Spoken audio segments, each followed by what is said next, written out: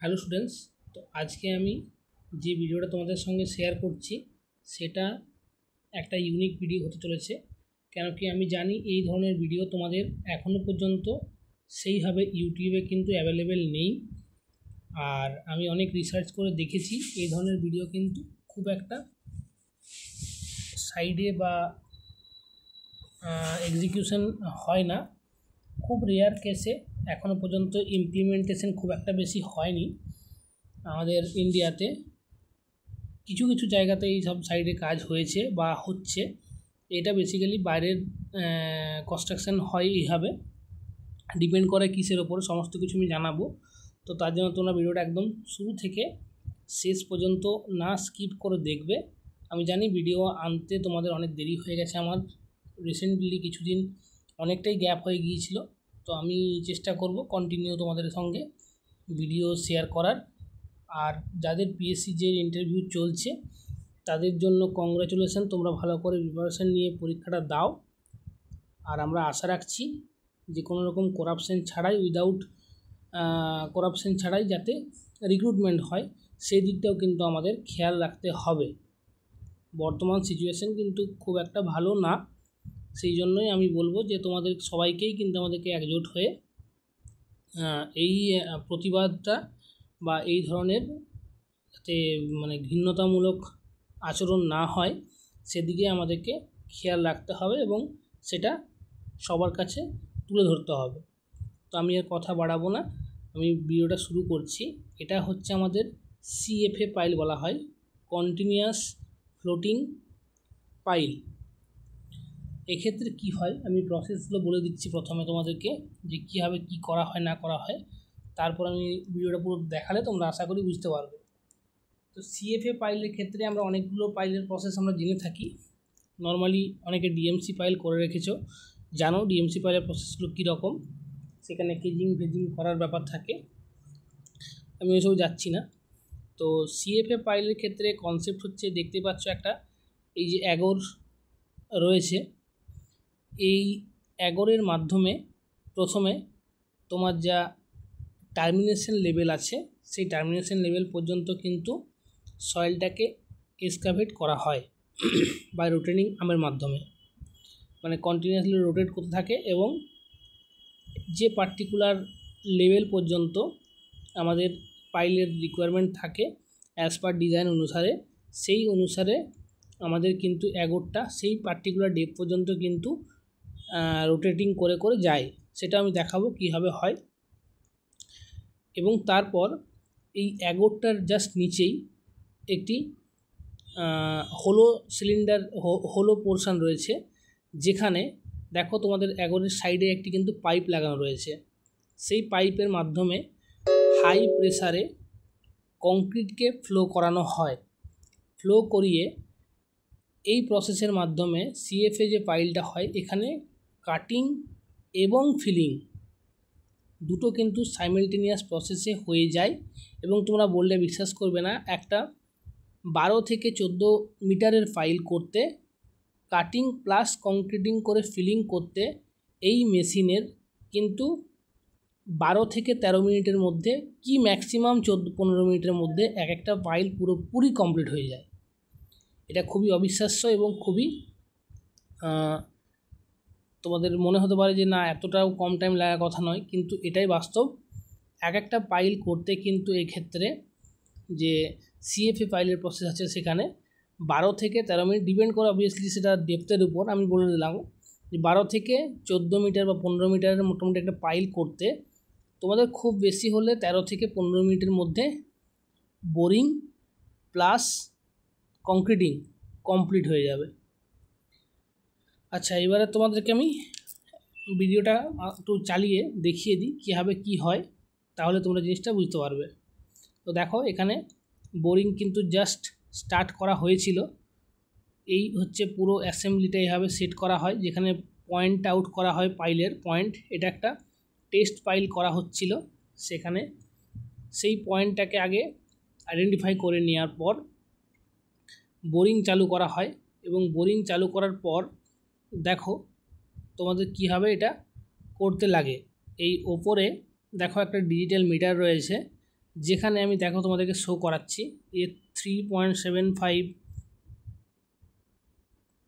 এই যে নিচে ডিজিট রয়েছে এইটা আমাদের ডেপথটাকে ইন্ডিকেট করে অটোমেটিকলি। দেখো তোমাদের এই যে অ্যাগরটা আছে সেটা কিন্তু নিচে ইনস্টলেশন হচ্ছে এবং অটোমেটিকলি তোমাদের ডেপথটা কিন্তু বাড়ছে। এই ক্ষেত্রে আমাদের 12.80 অ্যাপ্রক্স আমাদের কিন্তু কাটিং ডেপথ দরকার ছিল, যেটা আমরা অ্যাচিভ করেছিলাম এইভাবে ইনস্টলেশনের মাধ্যমে। দেখো কন্টিনিউয়াসলি কিন্তু অ্যাগরটা নিচে কাটিং করে করে সয়েলটাকে চারিপাশে সরিয়ে দিচ্ছে, সরিয়ে দিয়ে আর ওখানেই কিন্তু আমাদের পার্টিকুলার যে ডেপথ আছে সেটা কিন্তু ইন্ডিকেট হচ্ছে ডিজিটাল মিটারের মাধ্যমে। তো সেটাও কিন্তু তোমরা দেখতে পেলে এবং কন্টিনিউয়াস কিন্তু এই প্রসেসটা চলবে যতক্ষণ না পর্যন্ত পাইলের টার্মিনেশন লেভেল আমরা অ্যাচিভ করতে পারছি। টার্মিনেশন লেভেল অ্যাচিভ করার পর দেখো আমাদের 4 মিটার থেকে 6 মিটারের কাছাকাছি হয়ে গেছে। তো এইভাবে টার্মিনেশন লেভেল যখন অ্যাচিভ করা হয়ে যাবে, আর এই জিনিসটা একটু দেখে রাখো, এইখানে সামনে যেটা আমি দেখালাম সেটা হচ্ছে সেন্টারিং করা হয়। সেন্টারিং মানে হচ্ছে পাইলটা আমাদের ভার্টিক্যালিটি চেক করার জন্য আমরা যেমন মেশিনের মধ্যে দেখবে তোমাদের বাবল টিউব লাগানো থাকে, সিমিলার প্রসেসে এখানেও কিন্তু বাবল টিউব থাকে, যেটা সেন্টার পয়েন্টে মার্কিং করে নেওয়া মানেই আমাদের যে পাইল আছে সেটা কিন্তু ভার্টিক্যালিটি রিপ্রেজেন্ট করবে। তো এইভাবে কিন্তু ভার্টিক্যালিটিটা আমরা চেক করে নিই। চেক করে নেওয়ার পর তোমরা ডিজিটাল মিটারের মতো দেখতে পাবে একটা রেড কালারের স্পট আছে, তার চারপাশে একটা সার্কেল রয়েছে, তার মিড পয়েন্টেই কিন্তু সেই রেড লাইনটা রয়েছে। আমি আবার তোমাদের ডিজিটাল মিটারে দেখিয়ে দিচ্ছি, দেখিয়ে তোমাদের ক্লিয়ার হয়ে যাবে। এইভাবে আমাদের কিন্তু প্রসেসটা হতে থাকে। দেখো এখানে কিন্তু সেন্টার, এই যে সেন্টারে লাল একটা পয়েন্ট রয়েছে, এখান থেকে ভার্টিক্যালি চেক করা হয়। 9.5 মিটারের কাছাকাছি কিন্তু আমাদের পাইলিং অলরেডি কমপ্লিট। আমরা যাব 12.8 মিটারের কাছাকাছি। তোমরা দেখতে থাকো। এই প্রসেসে খুবই কম কিন্তু বর্তমানে আমাদের পাইলিং হয়। বেসিক্যালি এই ধরনের পাইলিংয়ের জন্য আমাদের স্যান্ডি সয়েল বা খুব সফট যদি রক হয় সেক্ষেত্রে আমরা করতে পারি। এগুলো বেসিক্যালি রাফ ফাউন্ডেশনের জন্য আমরা ইউজ করে থাকি, যেহেতু রাফ ফাউন্ডেশন মানে যেখানে সয়েলের বিয়ারিং ক্যাপাসিটি তোমরা জানো যে আমাদের বিয়ারিং ক্যাপাসিটিটাকে ইকুয়ালি ডিস্ট্রিবিউট করা হয়, লোডটাকে ইকুয়ালি ডিস্ট্রিবিউট করলে আমাদের যে সয়েলের যে মানে লোড নেওয়ার ক্যাপাসিটি সেটা অনেকটা এনহ্যান্স হয়। তো এই ধরনের জন্যই আমরা বেসিক্যালি এগুলো রিটেনিং ওয়াল বা কোনো টানেল প্রজেক্ট বা কোনো আমরা বড় বড় বিল্ডিং প্রজেক্টের ক্ষেত্রে G+18, G+10, G+15 এই ধরনের বড় বড় বিল্ডিংয়ের ক্ষেত্রে কিন্তু আমরা এই ধরনের স্ট্রাকচার ইউজ করতে পারি। অবভিয়াসলি কিন্তু এটা ডিপেন্ড করবে আমার সয়েল রিপোর্টের ওপরে, সয়েলের নিচে কী ধরনের স্ট্যাটা আছে সেটা কিন্তু চেক করা দরকার। দেখো আমাদের টোটালি 12.8 কাছাকাছি কিন্তু 81 আমাদের মিটার কমপ্লিট, মানে আমাদের বোরিং কমপ্লিট। এরপর আমাদের কংক্রিটিং চালু করা হবে। আমাদের কার সাহায্যে? আমাদের এখানে পাইপের সাহায্যে আমরা কংক্রিটিং করব হাই প্রেসারে, যেখানে প্রত্যেকটা স্টোকে দেখো এখানে আমাদের কংক্রিটিংয়ের জন্য ফ্লো কংক্রিট রাখতে হবে, যার আমাদের 1 উপরে কিন্তু থাকতেই হবে। আর এই ক্ষেত্রে আমাদের M45 গ্রেডের কংক্রিট কিন্তু ইউজ করা হয়েছে। দেখো এখানে কিন্তু কংক্রিট কন্টিনিউয়াসলি পড়ছে এবং প্রত্যেকটা স্টোকে আমরা কংক্রিটকে হাই প্রেসারে এখান থেকে কংক্রিট পাইপের মাধ্যমে পাঠানো হবে ওপরে, এবং সেই ওপরের কংক্রিটটাই কিন্তু হাই প্রেসারে ধীরে ধীরে অ্যাগরটাকে উঠিয়ে নিয়ে ওখান থেকে কিন্তু ইনস্টলেশন করে আমাকে পাইপটাকে ওপরে নিয়ে আসতে হবে। তাতে আমাদের কি হবে, তাতে আমাদের পুরো কিন্তু কংক্রিটটা অলরেডি ফিল আপ হয়ে ওপরে চলে আসবে। এবার দেখো ইনস্টলেশন ওপরে শুরু হয়েছে করা। ওপরে করতে করতে দেখো উপরে করা হচ্ছে মানে টার্মিনেশন লেভেল অ্যাচিভ। এবার যত ওপরে নিয়ে আসবো তত কিন্তু কংক্রিটিংটা নিচে ভরে আসবে। এইভাবেই কিন্তু সাইমেলটেনিয়াসলি কংক্রিট পোরিং এবং কংক্রিট আমাদের কমপ্লিট দুটোই কিন্তু হয়ে যাবে। দেখো তোমাদের গ্যাপ হওয়া শুরু হয়ে গেছে, এখান থেকে দেখো উপরে উঠে আসছে 10 পয়েন্ট 9 পয়েন্ট, এভাবে কিন্তু আমাদের ওপরে উঠে এসে একদম টোটাল লেভেল পর্যন্ত, যেটা আমার মানে ইজিএল লেভেল আছে সেই ইজিএল লেভেল পর্যন্ত উঠে আসবে। উঠে এলেই আমাদের পুরো কংক্রিটটা ফ্লো হবে এবং ফ্লো হলেই আমাদের মানে টেস্ট ফাইলের যে কংক্রিটিং পোর্শনটা বা পাইলের যে পোর্শনটা সেটা কমপ্লিট হয়ে যাবে। বাকি ফার্দার প্রসেসে আমি তোমাদের সঙ্গে ডিসকাশন করে নেব। তো এই মোটামুটি ছিল তোমাদের পুরো ভিডিওটার একটা সারসংক্ষেপ। এখান থেকে কংক্রিট কিন্তু ফ্লো হওয়া শুরু হয়ে গেছে, কংক্রিট বেরোনো শুরু হয়ে গেছে, মানে আমাদের একদম টপ লেভেল পর্যন্ত কিন্তু কংক্রিট প্রপার হয়ে গেছে। যতক্ষণ না পর্যন্ত ইউনিফর্মালি হোমোজিনিয়াস কংক্রিট আমরা পাই ততক্ষণ পর্যন্ত এই প্রসেসটা চলতে থাকে। এটা হয়ে যাওয়ার পরেই আমাদেরকে বুঝতে হবে যে আমাদের ফার্স্ট যে পাইল সেটা কিন্তু কমপ্লিট হয়েছে। এবার আমরা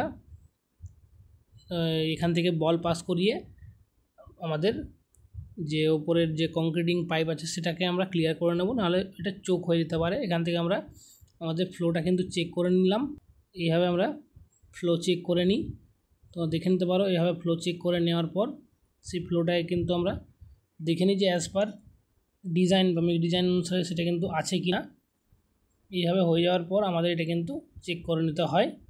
তো এই ছিল আজকের ভিডিও। আশা করব তোমাদের ভিডিওটা পুরোপুরি বুঝতে সুবিধা হয়েছে এবং এই ধরনের পাইলিং কিন্তু বর্তমান টাইমে কিন্তু খুবই দরকারি বা খুবই উপযোগী হয়ে উঠেছে। কেন কি খুব টাইম টেকিং, এই পাইলটা খুব টাইম টেকিং হয় না, টাইম খুব কম লাগে, খুব লো ভাইব্রেশন হয়, খুব ইজিলি এটাকে শিফট করা যায় এবং কংক্রিটিং এবং কাটিং দুটো একসাথে হওয়ার জন্য প্রজেক্টের স্পিড খুব বেশি আমাদের মানে ইনহ্যান্স হয়, আর এটা মেনটেনেন্স করা খুব ইজি। সেই জন্য এই ধরনের পাইলিং এখন বর্তমান টাইমে খুবই ইউজ হচ্ছে, অবভিয়াসলি কিন্তু সয়েল রিপোর্টের ওপরে ডিপেন্ড করে। তো আশা করব তোমাদের জিনিসটা বুঝতে পেরেছো, তোমরা বোঝাতে পেরেছি। যদি কোথাও কোনো প্রবলেম থাকে অবভিয়াসলি তোমরা কমেন্ট করবে কমেন্ট সেকশানে। দেখা হচ্ছে নেক্সট কোনো ভিডিওতে নেক্সট টাইম। ধন্যবাদ।